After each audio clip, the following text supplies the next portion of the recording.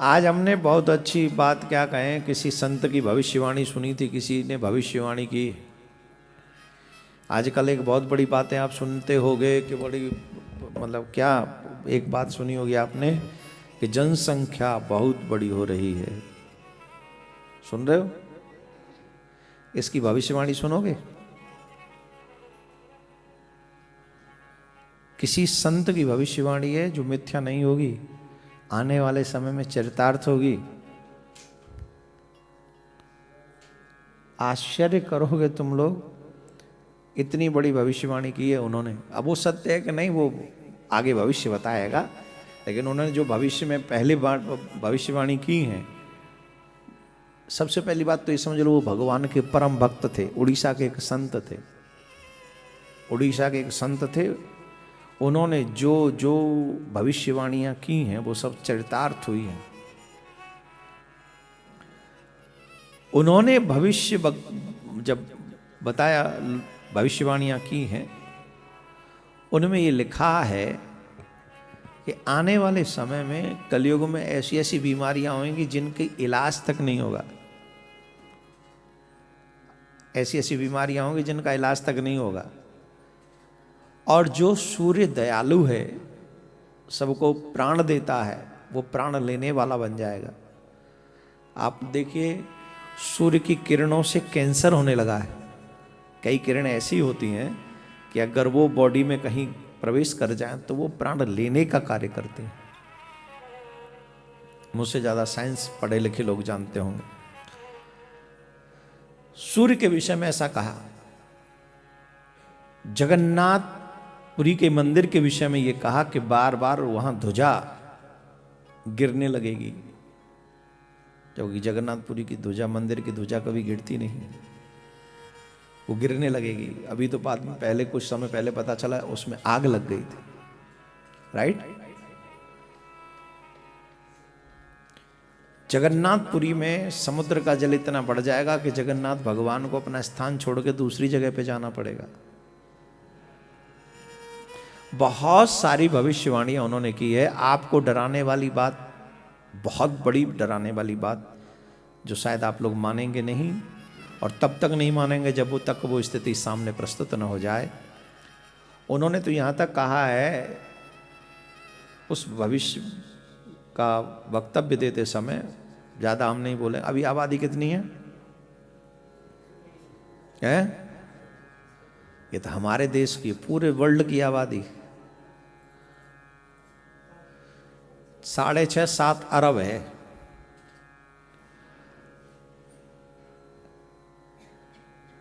ज्यादा से ज्यादा आबादी 30 करोड़ रह जाएगी वर्ल्ड में।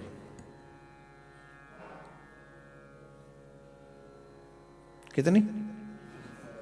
30 से 40 करोड़ आबादी रह जाएगी। और उससे भी ज्यादा खतरनाक बात, मतलब एक अच्छी बात यह है कि 30 करोड़ सिर्फ भारत में रहेंगे।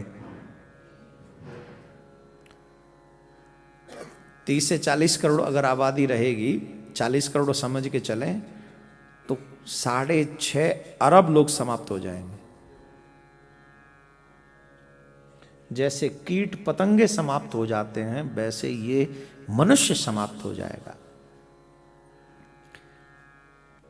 पूर्णतः नहीं होगा, फिर भी 30 से 40 करोड़ लोग बचेंगे, जिसमें से अकेले भारत में 30 करोड़ के लगभग लोग बचेंगे।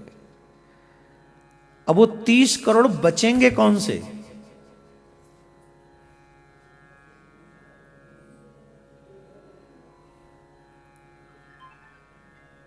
मजाक में मत लीजिएगा। प्रश्न ये है कि वो 30 करोड़ बचेंगे कौन से? वो 30 करोड़ वो लोग बचेंगे जो भगवान के कृपा पात्र होंगे। हाँ, जोर से बजाओ आप।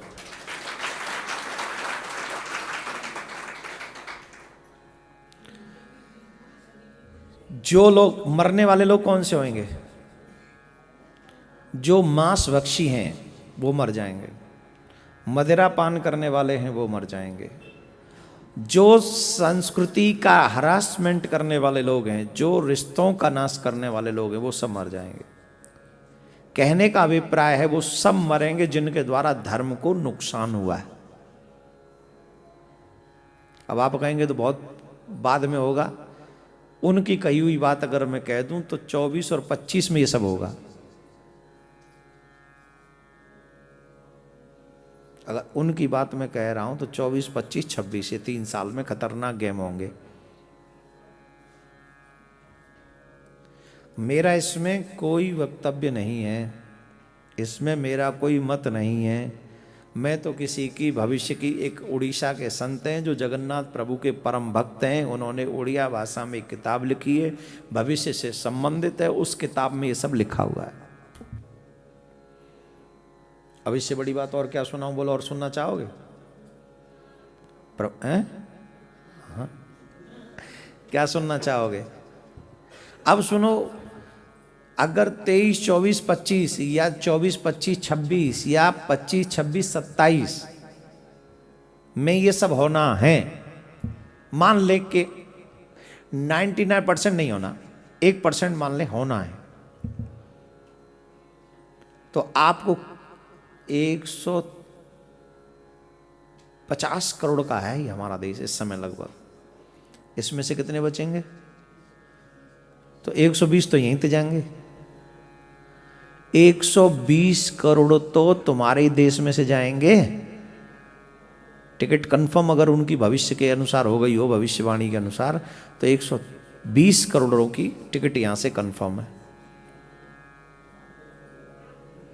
बड़े बड़े मकानात, बड़ी बड़ी दुकानात, बड़ी बड़ी व्यवस्थाएं, बड़ी बड़ी गाड़ियां, बड़े बड़े झूठ, बड़े बड़े अधर्म, बड़े बड़ी ये सब चीजें किसके लिए? अब आप कहेंगे महाराज आपका क्या है? अब मेरा कुछ नहीं है, तेरा बहुत कुछ है। मैं तो ये कहता हूं कि अगर हमारी मौत कल ही हो गई तो वो 3-4 साल भी किसने देखे? भाई हमारी प्रलय तो आज ही हो गई, हम तो टिकट आज ही कंफर्म हो गया। इसलिए इन बातों को पहले तो ये सोचिए कल किसी ने देखा नहीं। दूसरे इस तरीके से सोचिए कि अगर वो समय आया तो हम 20-30 करोड़ में आएंगे, इस बात की गारंटी नहीं है। तो क्या करें? आज ही निश्चय करें कि हम बुरे कर्म नहीं करेंगे, हम गलत रास्ते पे नहीं जाएंगे। भगवान मारे या बचाए, अगर मारेगा, मरना भी पड़ा तो अच्छे बन के जाए ना। वहां मरना भी पड़ा, सपोज उस 120 करोड़ में अपन का नाम आ गया, लिस्ट में अपना टिकट कंफर्म है, तो कम से कम ऐसे तो जाएं कि ठाकुर जी का अच्छा, उस को बात के सुनने के बाद तुम सुधर गए थे, कोई बात नहीं, चलो इट्स ओके, अब तुमको जब समय अच्छा होगा तब भेजेंगे, तब तक तो हमारे पास रहो। कम से कम उस क्या बोलते गुड बुक्स में तो तुम्हारा नाम आए। लिम्का बुक्स में नहीं, गुड बुक्स में, जो गॉड की गुड बुक है, गॉड की गुड बुक में तुम्हारा नाम आए। ऐसा कार्य शेष जीवन में करो, चाहे वो 50 साल बचाओ, चाहे 3 साल, चाहे 2 साल बचाओ आज के बाद।